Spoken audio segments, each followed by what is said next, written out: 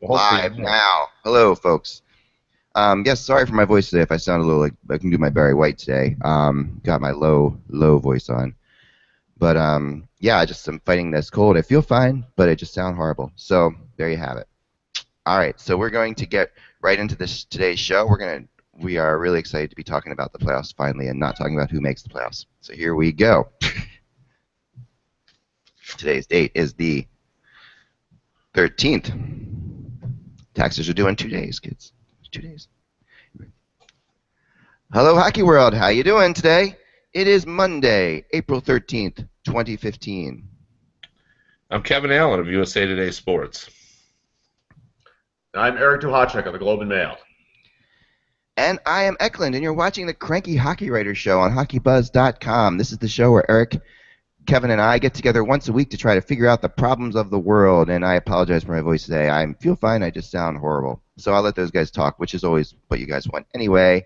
So starting there, there's one topic I want to throw out there in the beginning, because as we get into the playoffs, this show, we like to talk about a whole bunch of different aspects of things that go stretch over years and years and years. But this is both. This ties into this year and ties into a lot of years.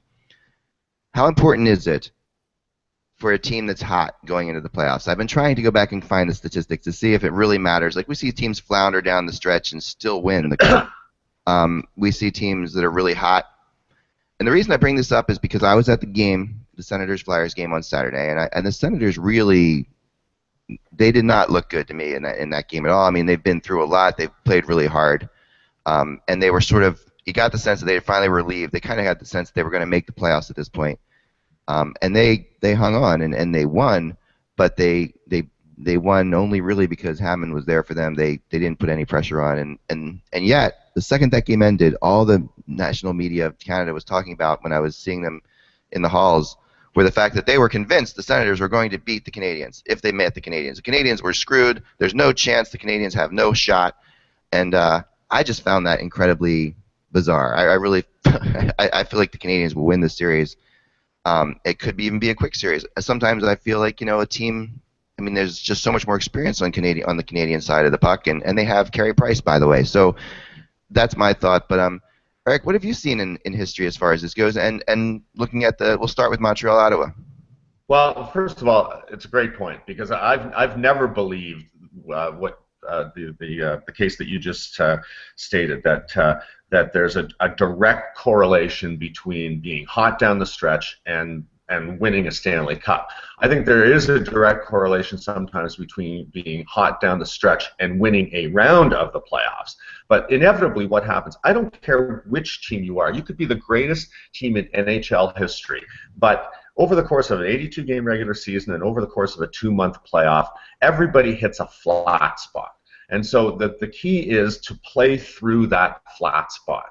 And if you look at the teams heading into the playoffs this year, I mean, there really isn't anybody that's completely burning it up. There's an awful lot of teams that have won 5 of their last 10 games that have just been, in and out, and they've been okay. And I've seen it go both ways. I've seen teams. I remember the one year John Davidson was an analyst at MSG. The Penguins were coming off 2 Stanley Cups. I think they were 17-0-1 down the stretch. They had the best team they ever had. They were unbeatable in the final 2 months. And and JD said something in my playoff prediction about how they may as well plan the parade now or hand them the cup or whatever. And then they lost to the New York Islanders on a goal by David Volek, and it was one of the biggest upsets in NHL history, and it just wasn't supposed to happen. And of all of the years that I've covered it, I don't think there was ever a team hotter than that Pittsburgh team or better than that Pittsburgh team, and they were out in the second round. So I don't put a lot of weight or stock on that. I think that it's terribly overrated, because the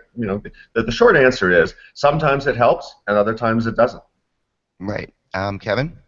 Well, I feel like a caller to a radio show. The guy that calls in and says long time listener, first time caller, and the guy before me stole my thunder. Because that's exactly what I was going to say. I talk with Ken Holland, the general manager of the Red Wings, all the time about this, because he's been around as long as I have, and we laugh about hot down the stretch, because he's had teams that were incredibly hot going down the stretch, and then they fizzled in the first round of the playoffs, and he's had teams that have just limped to the finish line, and they won a Stanley Cup. It's happened, and I agree with exactly what Eric said. I think it's far more important of the momentum and the hot teams really come out of the first round. You know, if a team is playing well in that first round, we've seen it, Eric and I, a lot of times that the momentum just builds. And win that first round, they're playing well, they go to the rink, they're confident, they're playing every other game, every other day. They come to the rink and they believe they're going to win because they know everything's clicking. And, you know, the tradition of the unknown goal scorer creeps in. A guy who you weren't counting on is suddenly hot, and he's, you know, the coach is rewarding him. He's getting more minutes. He's playing better. So now you've got the guys that were expected to play well playing well, and you got a new guy playing well. And it just builds from there. You know, we've seen momentum teams, you know, throughout playoff history.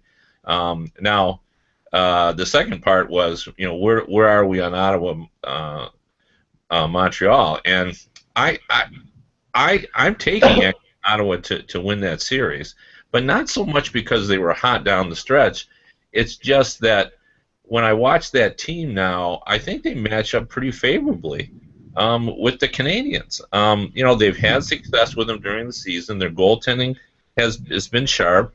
I think it almost helps that Hammond doesn't know what he doesn't know. You know, he hasn't been in the playoffs. He's put up with the national spotlight.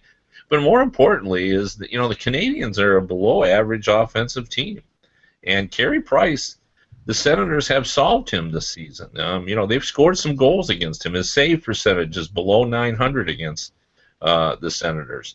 They've sort of got it figured out. Stone is playing like one of the top scorers in the National Hockey League right now. They appear to have depth of scoring, opportunistic scoring. And, you know, not because they're hot, it's just sort of what has kind of happened over time. And, you know, you know, there's sort of pressure now on Montreal. You know, everybody's talking about, I mean, there's less pressure on Montreal, but I think it's more than usual this time. So, you know, I just think there's always going to be upsets in the first round, and, you know, I'm looking to pick one, and there is one. I'm taking the Senators. What are your thoughts on this series, Eric? Well, same. Here's the thing, you know, there's no doubt that Carey Price is a better goaltender than Hammond. And if Hammond comes down to earth, and if Hammond lets the spotlight get to him, you know, like it didn't during this run, and it was a wonderful, you know, case of momentum just carrying a team. You know, we talk about snowballs sometimes. You know, snowballs can be a good thing, and sometimes they can be a bad thing. But in this particular case, it was just, you know, like rolling downhill for the last 2 months. So that was great. So how will he be if he continues to play at the level that he's at? That takes away the one significant edge that Montreal has on paper, because I think we can all acknowledge that Carey Price is the best player in the world right now. He'll probably win the MVP. He should win the Vezina unanimously. But if you call that close to a wash, and it would be if Hammond continues to play and put up the numbers that he did, you know, then you go position by position. You look at the, you know, Ottawa's scoring lines compared to Montreal's. I like Ottawa better for their 18 position players. I mean, you got Erik Karlsson, PK Subban. You go down the defense core, it's pretty even, and I like Ottawa's forwards right now with the way they're playing a lot better than I like Montreal's forwards. So I think it'll be a close series. It'll be an interesting series. The last time these teams met in the playoffs, there was a lot of bad blood. You know, we talk about rivalries, and sometimes they're made-up rivalries. You know, Calgary-Edmonton is no longer really a rivalry because they haven't played in the playoffs in close to 30 years. But this is a rivalry, and it does matter, and the blood will be boiling, and so you know, there will be incidents probably like there was the last time, and you know, funny coaches press conferences, and it'll be a really entertaining series. But I give Ottawa a chance. I absolutely do. To me, it's a pick'em series, and you know, it could go 7, and then you never know what happens in a 7th game. So. You know, logically, rationally, yeah, based on the seasons that they had, you know, Montreal is the favorite, but I think Ottawa has a very good chance here. I don't know. This is the first time I really disagree with both of you. That's fine, because you know what, Montreal is the favorite, and sometimes the favorite wins. and sometimes they do. And to me, first of all, the down the stretch thing reminds me a lot. One of the best examples, and I bring this up in this series too, was last year's Detroit-Boston series, right, where Detroit wins the first game.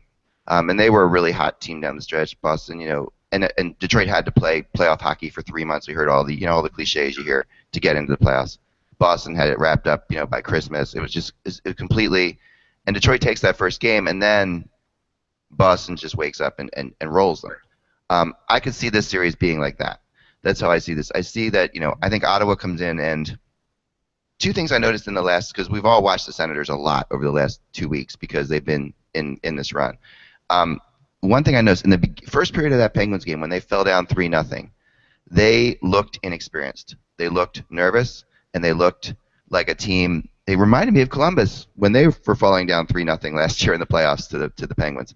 They had that look in their eyes that they didn't know what to do. They didn't know how to react to what was happening, and they saw their season slipping away. Now, granted, they miraculously came back and won that game, but if they fell down 3-0 to Montreal in that game, they're not doing that. They came back on the Penguins team that just can't hold leads, and the Penguins team that has so many defensemen out. That team is a mess, and like Columbus could come back on them, Ottawa came back on them too. And then, like I said, my experience is seeing them on Saturday where they really didn't show up against the Flyers and and they were being outshot 28-9 at the halfway point of that game. And only Hammond and the Flyers weren't really trying. I mean, I've seen the Flyers play hard. They weren't playing hard hockey. They were really mailing it in. I mean, their season was over, and probably the conspiracy theorists were like, for the Bruins and Penguins fans to be rooting for the Flyers probably felt bad ill will about that at that point. So the whole thing was falling apart. The Flyers handed 3 goals to them. They're horrible giveaways.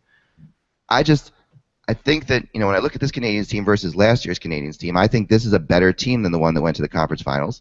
I think the players like Desharnais, Gallagher, Galchenyuk, they're better suited for the playoffs this time around. Carey Price is better than he was last year. Subban's healthy. I know Pacioretty, he's perhaps he sounds like he's going to play. That's a big factor, obviously. Yes. Smith Pelly, though, he is really not. Therrien hasn't been able to utilize him, which is an issue I have with Therrien on his inability to utilize certain kinds of players. But the fact of the matter is, Smith Pelly could be a factor too, and has been really good since in playing in Pacioretty's role. So I don't know. That's my opinion on it. I think that it's going to be a lot different. If Ottawa wins the first 2 games in Montreal, then I'll revisit this. But I think they've got to win both in Montreal to win the series. If they don't win both in Montreal, I think it's over. And I think if they fall down a couple games, then it's over too. I don't see them coming back in the series. But any thoughts? Well, with regard to last year, Boston and Detroit, I think the difference is based on where the Red Wings were at in their sort of reset. I don't think they had the same level of expectation that the Senators have. Mm-hmm. Like the Senators are farther along than the Red Wings were. I mean they played with the JV team for a lot of last season. They were all beat up. Getting into the playoffs was almost like getting in. Even when they beat Boston in the first game, there were no parades being planned in Detroit. I mean, I think everyone has sort of understood for what it is. That the Senators have had success against Montreal during the season. They've sort of figured them out, and also, Boston was a lot more polished than in terms of their roster than Montreal is. Like Montreal's been a very consistent team this season, but when you do roster comparisons, and we've done it on other podcasts where I've said, compare them to the Minnesota Wild, or compare them, like they don't measure up. Like a team that's in the bottom third in offense, even though this is a defensive league, it's hard for them to make gains, and they've been down there all season long. It's not like they slid down there or someone got hurt. Now Pacioretty, you don't know, much like Malkin in Pittsburgh, who's playing, but we just don't know what level he's going to be at. I just think it makes it harder. Now, they have found a way all season long. I think we've all looked for reasons to believe that the Canadiens are going to falter, and they never did, primarily because Price has been good, and I think their defense is better than we want to give it credit for.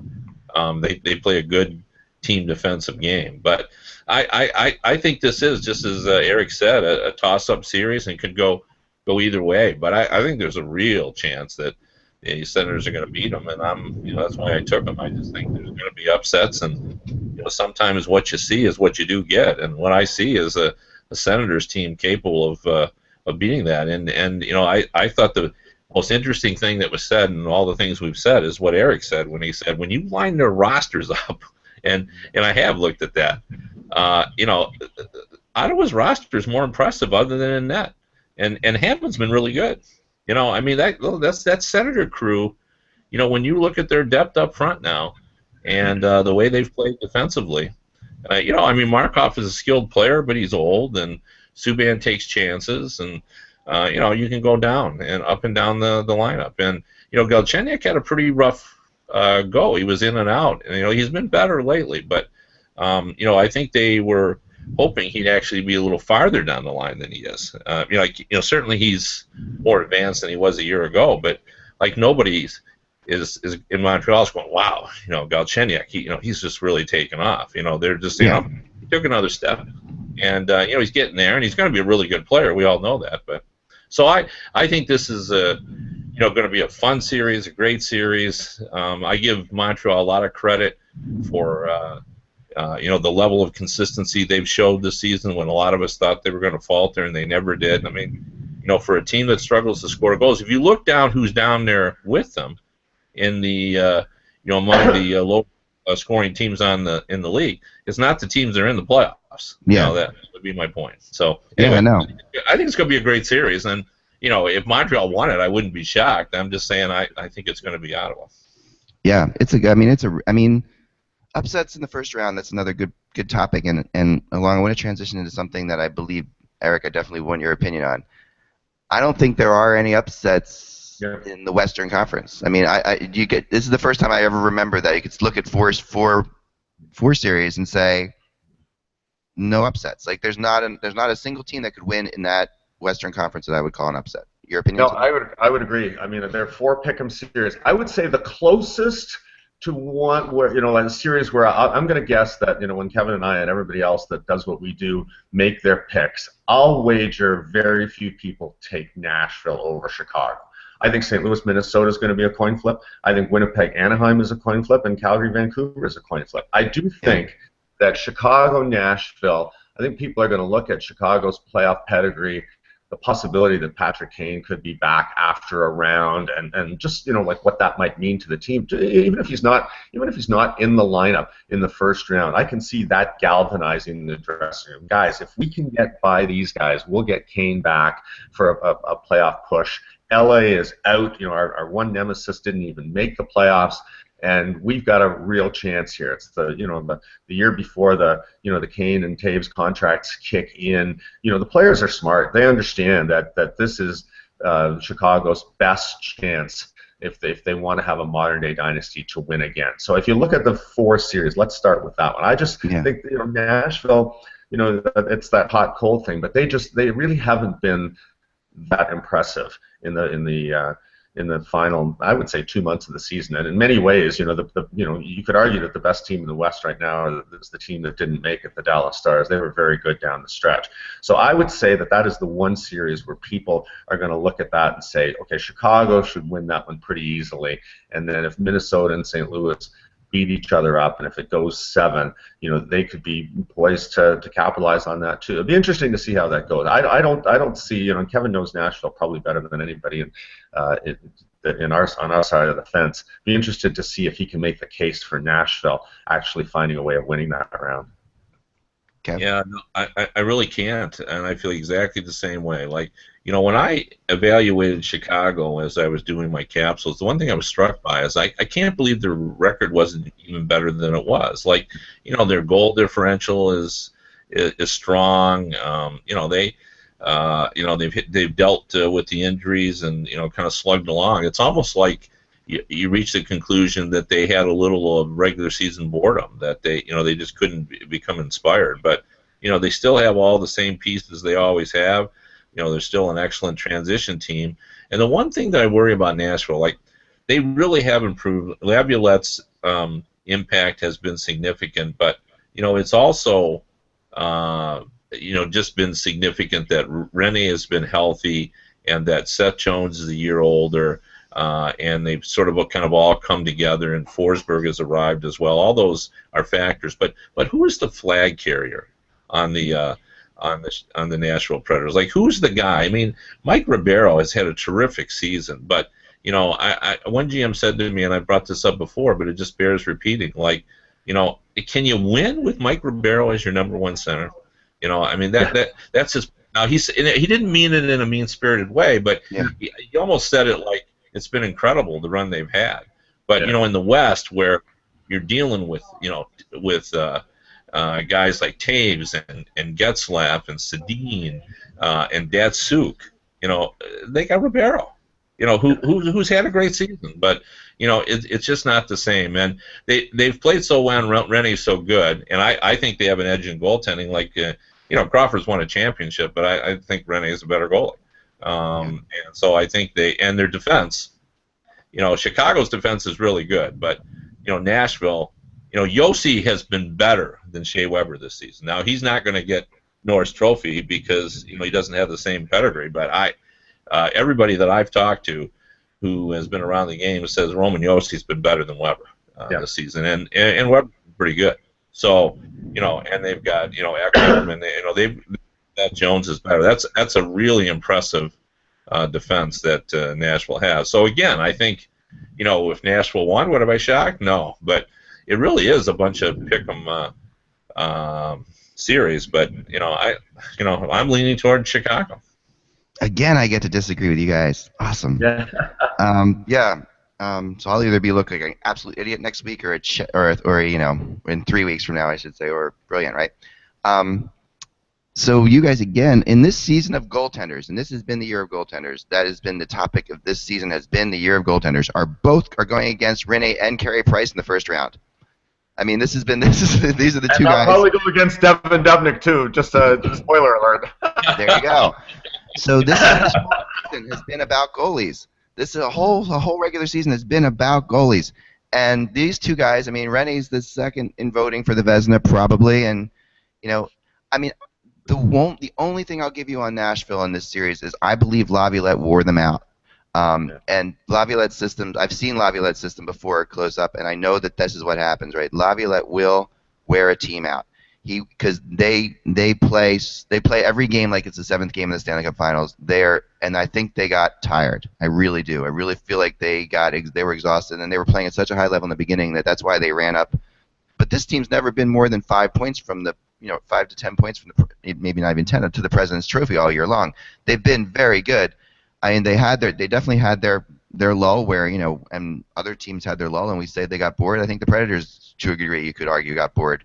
They were really, they were flying so high for such a long time. And the Blackhawks, though, I mean, again, and I saw them come into Philly and get smoked by the Flyers about 3 weeks ago.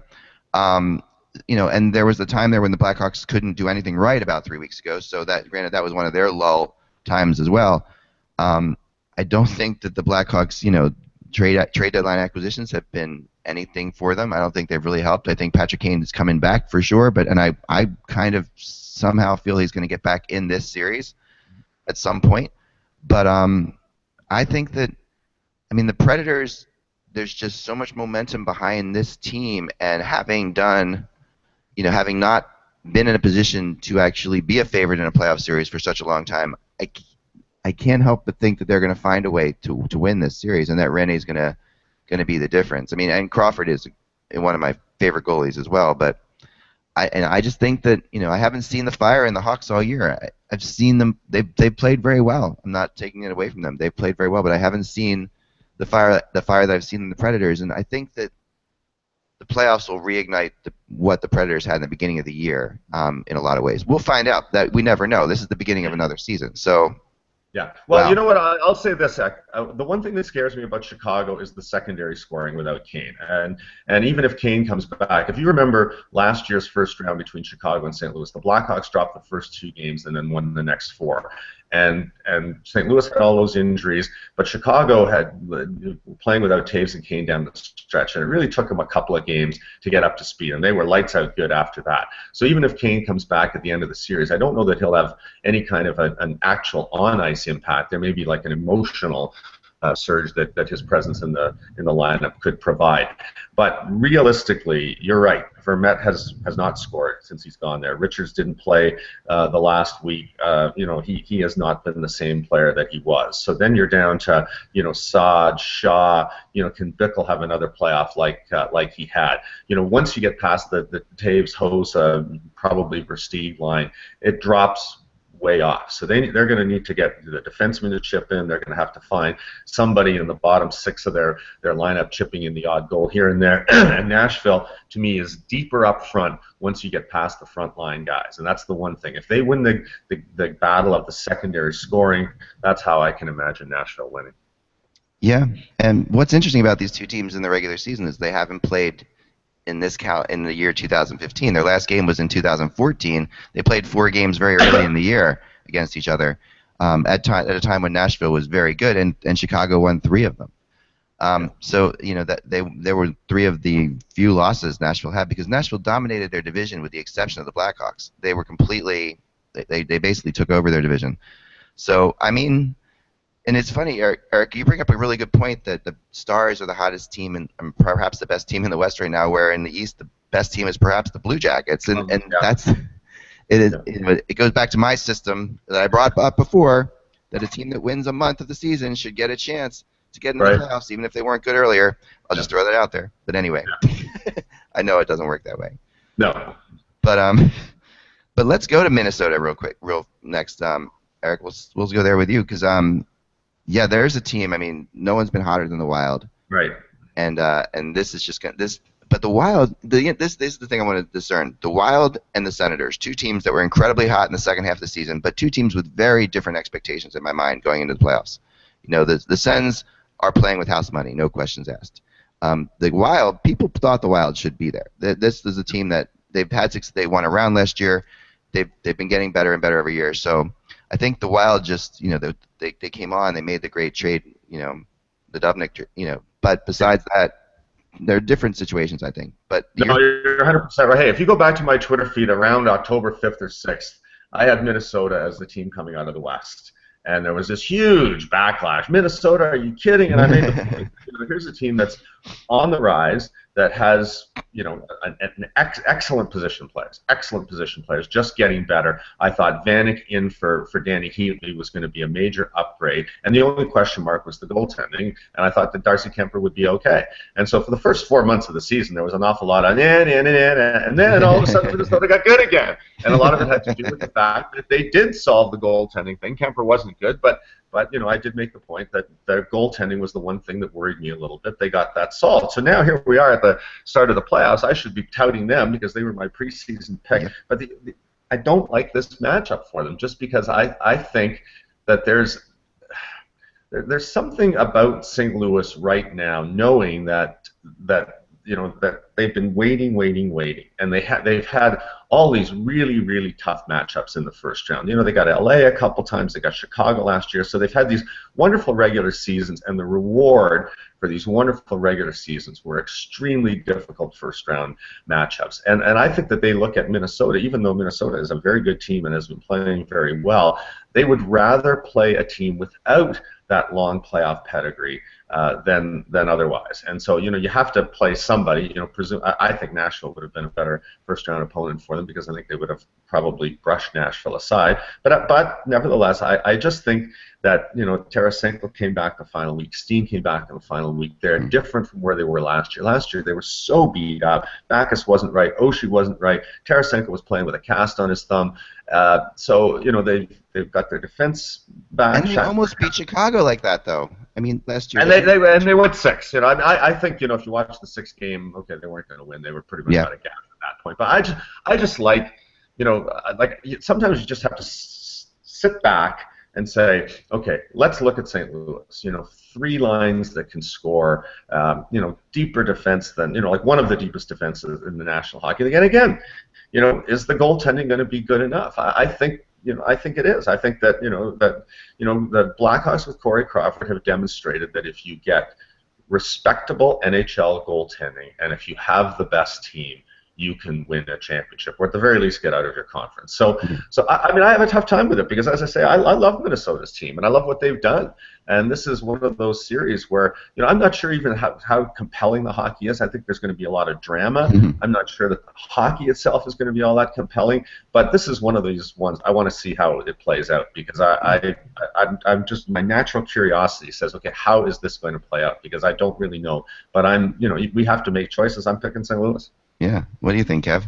Yeah, Eric and I are in complete agreement, and I've been bullish on Minnesota. You know that we talked about how well they've played, and they have all the elements. I mean, this is not your older brother Minnesota Wild. This is not a Jacques Lemaire team. They can score goals, and their personnel is just so dramatically improved over where they were in the battle days of not so long ago. They needed to win 2-1 or 1-0, and it was just awful hockey, and they have no national perspective. They've turned the corner a little bit. I'm not sure that the North America has discovered them as a national team, but Dubnyk's arrival was a final piece. Like, he's been fantastic. But saying all that, if you line them up against the St. Louis Blues, it's the absolute, in my opinion, worst possible matchup. Yeah. St. Louis is better than them in all the little categories. Like, Minnesota's defense has had an exceptional season, but the Blues just have more talent on defense. The Wild are a good goal-scoring team. They've done really, really well, but the Blues are a little bit better. They're deeper. They, with the addition of Leterre and Stastny now, they just have more players who can do damage offensively. And Schwartz has improved. Tarasenko now is one of the top performers in the league. They're a little bit better. 5-on-5 comparison. Again, St. Louis is a little bit better than Minnesota, and the Blues have what I like, which is I say all the time, you got to lose in the playoffs before you can learn how to win. Well, they've lost, and they've lost against really yes, and they've gone to school. Yes. David Backes knows what losing is all about. He knows where they've made the mistakes. He knows how they've got to be better. And I think this team is poised. I think they're ready to go. And the big question is Elliott. And again, everybody who follows me knows that I've said, hey, this guy's been better than people give him credit for. He's really never gotten a true playoff test, but since he's gone to St. Louis, his numbers have been among the best in the NHL. He's been a good performer. And again, we're going to go against Eric and I are going against the goaltending. Because Dubnyk's had a Vezina Trophy finalist type season, but I was looking at this and I just thought, Stastny, who I consider to be just a really good player for the playoffs. He's a guy who can win a face-off. He's a defensive player. He's very opportunistic. He can slide in and play in the first line. He's comfortable playing in the third line. He's a coach's dream. Like, he's just a piece in St. Louis. That's how deep this team is. And, I really, really like their defense. And I like a defense that is skilled. And that's what they are. I mean, Shattenkirk and Pietrangelo and Bouwmeester, these guys have elite level skills. They can skate, they can move the puck. They're just not guys that have to just say, okay, the puck's in our zone, I got to they make plays. And you factor all that in, the Wild are a terrific team, and I probably would have picked them in most series. But against St. Louis, I'm going with the Blues. This is the conference final, in my opinion. These are the two best teams in the conference, and I'm again going against you guys because it's hard to say because I've been touting. Kevin knows this on the podcast. St. Louis is my team to beat, but the last, the two teams to beat are Minnesota and St. Louis, and it was fascinating to me that on Saturday, the Wild kind of didn't go all out to try to get. I mean, they actually the game before they scratched the country guy. They didn't avoid this matchup. That was what was interesting to me. As tough as this matchup is for them, they could have avoided it by winning the last two games, and they didn't. And instead, they chose to rest some players, and as if they were welcoming St. Louis. And my only thing that I can think of is in March, in the middle of March, when both teams were going pretty good. The Blues and they met twice in 7 days, and the Wild won both and outscored the Blues 9-4. You know, the Wild took the Blues, and then the Blues win the last game when the Wild were not really in it, or not really giving everything they had. So I think the Wild are a confident team against the St. Louis Blues. I think that they feel like, and I know matchup-wise it makes sense, and this is definitely the best St. Louis Blues team we've seen. This is a really good Blues team, and this is a Blues team that should go to the Stanley Cup Finals. I think they drew I think they're actually the team that ends up screwed by this matchup, and I think that the Wild kind of figured that out. And we'll find out, but we'll see how it plays out. But I think the Wild picked this matchup, and that's what intrigues me about it. Kevin, in the East, I think the Western Conference matchups are a lot more interesting. But what do you have in the which of the series besides Ottawa and Montreal, obviously we talked about, that would you like to that intrigues you the most in the East? I would say. Well, I think one of the maybe the most entertaining series and the tightest series, perhaps the tightest series, could be Washington and the Islanders. I think that's going to be an exceptional series, and I like the Backstrom versus Tavares matchup quite a bit. I mean, these are both players who are in the top 6 scorers, and we'll probably see them on the ice together, because I'm sure we'll see the Ovechkin line versus the Tavares line on occasions, and they're both teams that are sort of new to the contenders list. Barry Trotz has had an impact on this team, just in terms of the comfort level they now have playing in close games, and it's been really pretty dramatic. Like, this was a team that that Leeds in the old days, Leeds weren't going to be very safe with them. They just couldn't seem to hold them. You knew their defensive level was just not strong enough to be a good playoff team. And now that defensive group is pretty good. Like, Orpik's had a good season. They're much better in terms of team defense to do that. And the Islanders have come a long way. Like, they're a dynamic offensive team. They're very deep. When you start listing, you think of the Islanders and you think of Tavares, but now they've got Anders Lee, and they've got Strom, and Okposo, and Brock Nelson, and Franz Nielsen, who's really still an underrated player, even though we've all been talking about him for about 3 or 4 years. They've got a lot of different ways to get the puck in the net. They get a lot of shots on goal, and they're going to test Holtby, but Holtby's been terrific this season. Halak really has been the best goalie that the Islanders have had, and had given him more confidence than anyone since DiPietro's really good season, the one year when he was really good. It's been a long time, and it's what is interesting now. And I think back to the media tour when Okposo came in, and I was talking to him about, and he said as soon as the Halak trade was made, he went to NHL.com and he looked up Halak's save percentage, and he saw what it was on his career, and then he looked what it was when he was playing for Washington last season, and he said, I told myself, finally, we're going to be all right. Like, he just knew that if they could just get a higher percentage of saves, that this team was going to be pretty good. Yeah. And Halak has done that. He's done the job that he was asked to do.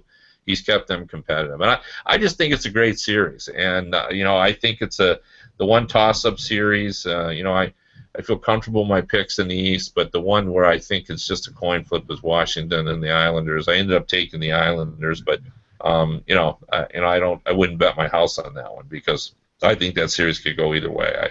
I think it's going to be a momentum series. I think how a team performs in the first couple of games is really going to play a role in what transpires after that. So I like this Washington team, and I like this Islanders team. So I think it's going to be a good matchup. Yeah, Eric, your thoughts on that? And this is the last series I'm going to make these guys predict, because you're going to have to read the Globe and Mail and USA Today to get everything else. Well, wait a second. I want to hear Kevin's prediction on Detroit and Tampa, because he knows Detroit better. But okay, I'll 30 words on it. I mean, the Isles were the third among the 16 teams that made the playoffs. The Isles had the third best offense. Washington was fifth. So I think that there's an awful lot of people that contact me today, the last couple of days, talking about fantasy, and I'm like you, Kevin. I'm steering them to this series because I think it is kind of an under the radar thing. Here in Canada, we have 2 all-Canadian series that people care about in Winnipeg at first time in the playoffs, and then there's Pittsburgh is playing and Chicago's playing, and so if you look at one series that will be played under the cloak of anonymity up in Canada, it will be Washington Islanders. That's true. Yeah, it could be, if you care about hockey and enjoy the game of hockey, it could be up and down. It could be really fun. So that's what I think too. And I think if you're a fantasy player, if this goes 7, and if it ends up being the highest scoring series, you might want to have Anders Lee and Marcus Johansson and Joel Ward and Ryan Strome and players like that fly under the radar. I was in a pool last night, Eck, with 16 people. We went 8 rounds, drafted 124 players. Mm-hmm. The team that had the least representation in there were the Pittsburgh Penguins. Three Pittsburgh players. Honestly, 3. Wow. There were 4 Calgary players that were taken. It shocked me. It just shocked me. Crosby went 20th overall. 20th. Whoa. I mean, Philip Forsberg went ahead of Sidney Crosby. And the only other ones that went were Malkin and Hornqvist. So the way the world has turned against the Pittsburgh Penguins is, it might be too far. I mean, it might be. Yep. I get it. There's no Mata. There's no Ehrhoff. There's no Letang. There's no one to get the puck up to the forwards. Malkin could be hurt, trying to play through it. They seem to be a mess. Who knows what's going to happen? I get all of that. It's still the Pittsburgh Penguins. It's still the Pittsburgh, and yet there isn't a single. Who's picking Pittsburgh? You want to know the great thing about this?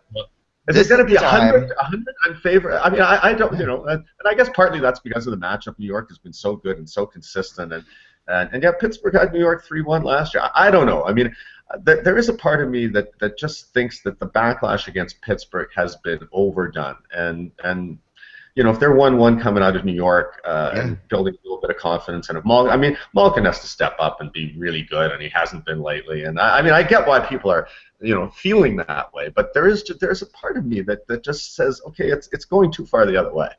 There are 2 things that support your theory completely, and then I'll let Kevin respond to this. The 2 things are this. Something in your heart tells you that Marc-Andre Fleury is going to steal this series, and the irony of all that, there's an ironic story there that's building, I think. But if your psychic hockey mind, because that's what I feel like. There's this thing that Marc-Andre Fleury could steal this series, and that's an interesting point. I hadn't thought of it that way, but you're right. It is buried in my subconscious. That this guy right? As people think he is, And the other thing is the Rangers hate being favorites, and as long as I've been around the Rangers fans and their whole team, and the fact that they have actually, if they lose one of those first 2 games, the Cam Talbot stuff will start, and that'll be a problem in New York. And those are the 2 things. Now the Rangers, there is no logical reason the Rangers shouldn't roll on the Penguins, because the Penguins have really looked terrible. Yeah. And they barely beat the Sabres to get into the playoffs. Yeah. But I think that's, Kevin, your thoughts? That's my feeling deep inside. Well, we better capture this moment because I'm going to disagree with Eric. I've paid a lot of attention to the Penguins down the stretch. I was just in Pittsburgh preparing to do a cover story going into the playoffs, and I just don't remember. And maybe there has been, but since the lost season and the parity NHL, whether I can remember a team that looks like such an easy out as the Penguins do right now. And the reason they look like an easy out is that, hey, injuries are a major part of this, but it's where these injuries have occurred. The Penguins are now playing without Letang, Ehrhoff, and Mata. And I don't know if anybody's paying attention, but Ben Lovejoy has to play 25 minutes on this team. And, the pairings are all screwed up. Perron has had 1 point in 10 games. Kunitz has 1 goal in 22 games. Hornqvist is the only consistent forward they have. Malkin is incredibly beat up. Like, he's playing, but he's not Malkin. I don't know what percentage he is, but if you watch him, he's just not playing anywhere near close to being 100%. They are just so beat up, and even the little things. Like, I basically thought that most of Rutherford's trades were pretty good, but the Dupree trade, even though Ian Cole has been a pretty good addition and played pretty well for them. Dupree was the one guy who had a lot of hits on defense. Like, they just don't seem like they have anything to put it together. Now Fleury's had a good season, but he's going against Lundqvist, and Lundqvist, we remember what he did last year in the playoffs and getting the team all the way to the Stanley Cup final. So I think there's a romance with the Penguins that we all sort of like the idea. It's hard to think of the playoffs without Crosby and Malkin with the potential to light it up, but I understand completely why 3 Penguins only went in the top 120. Just because I just can't remember a team that just seems so ill-equipped to go into the playoffs as the Penguins are right now. Yeah. Here's another thing, Kevin, just to follow up on that, because I do want your take on Detroit-Tampa. That was the other series that surprised me a little bit, because the sentiment was so heavily in favor of Tampa that I thought it was a little bit of an overreaction. I mean, I get it. If you're asking me to make picks, of course. I mean, I'm picking Tampa too, and I'm picking the Rangers too. Those are the logical picks. But the fact that it went so heavily in one direction that there were 8 Tampa players drafted before Pavel Datsyuk went seemed like a little bit of an overreaction to me, as if people are suggesting that Detroit has no chance in this series. And I get that they're trying to sort out their goaltending, and maybe we'll see Mrazek in the first game. But it just seemed to me that Detroit, because of its playoff pedigree, because of Mike Babcock, Tampa last year had a tremendous season and couldn't get it done in the playoffs. As I say, I'm picking Tampa, but I can make the case intellectually in the back of my mind that if Detroit ends up winning, I'm not going to be totally surprised. Yeah, no, I think that's where I'm at as well. Like, because I've been around long enough to know, if they played the Rangers and Penguins 10 times, I think the Penguins would win once. I would say the Red Wings, if you played the camp, I'd say they'd win 3 times, right. 2 or 3 times. But Tampa's another team that I've just liked. Their defense is just so much more mobile than it was a year ago, and Bishop's a year older and wiser, and at least he's healthy this time. And the Red Wings goaltending is just such a mystery. Like, I believe they got to go with Mrazek. I really do. The one thing, like, he's made a lot of mistakes and given up poor goals as well, but the one difference that I think gives him the edges is every time he's made a mistake, he's dug in and he's played either better in that game or come back the next game. Like his last 5 wins, he's given up 1 or no goals in his last 5 wins, and that has followed some games when he has not performed very well. And he just he's a very confident, cocky kid who's won an AHL championship. I think they got to go with him. Just because Howard just hasn't been the same goalie since the injury. Like, he was actually a strong goalie before that injury. He was playing pretty well. His save percentage was higher than it normally is. And I think it's really disrupted the team. Like, I think they're playing differently because they don't quite know where their goalie is. And I think they feel better with Mrazek in the net. Now, they would never say that, but it sure seems like they feel better when he's back there because, he handles the puck well. He's confident, he's cocky. But I just don't think they have enough. Like the Lightning, they're a good scoring team, the best scoring team in the NHL, and Hedman has taken another step in his development. They're not perfect. They're not a perfect team, but the one thing about this year's playoffs is we have no perfect teams. Right. We don't have the teams like at least the Kings. We all went, wow, because we know that in the playoffs they play that kind of game that's really difficult to deal with. And I don't see any team. And I know another GM said to me about 3 weeks ago, there's no one you fear anymore in the NHL. Because, I used to go into places I'd say, oh, man, there's no way we're going to beat them. He said, I don't really fear anybody anymore. So I think that's the big difference. But I think Tampa's a really strong team and a really strong contender, and it'll be interesting. I'd almost love to see a Rangers-Tampa situation because Strawman obviously he didn't seem quite as important in New York, even though he was terrific last season as he is in Tampa. Like, wow, like he looks in Tampa like he's one of the top 5 most important players on that team. He's just played so well. For that team. And Boyle's the type of guy that in the playoffs we know he's more valuable. He's, when you're looking to be harder to play against. And Yzerman has done I know Kenny Holland said to me at one point that he was stunned that Eisman didn't win GM of the Year last year. Well, he should win it this year because he's just done a remarkable job of putting together a great roster. That just a team that should be able to contend for the cup. Definitely, absolutely. Well, we got to get going because everybody's got to run off to practices. And you're going to have to. The two series I wanted to know most about Eric's predictions I didn't hear, so you're going to have to read the Anaheim series and the Calgary series at globeandmail.ca to find out exactly what's going to happen. And same with Kevin on those series because those are two fascinating series and that I can't get a handle on at all. So thanks so much. One clue: I have this coin that I'm going to flip when we go off the air. That'll probably be my pick in that. There you go. I got the same coin. Nice, excellent. All right, guys. Remember, without the buzz, it is just hockey. We will talk to you later.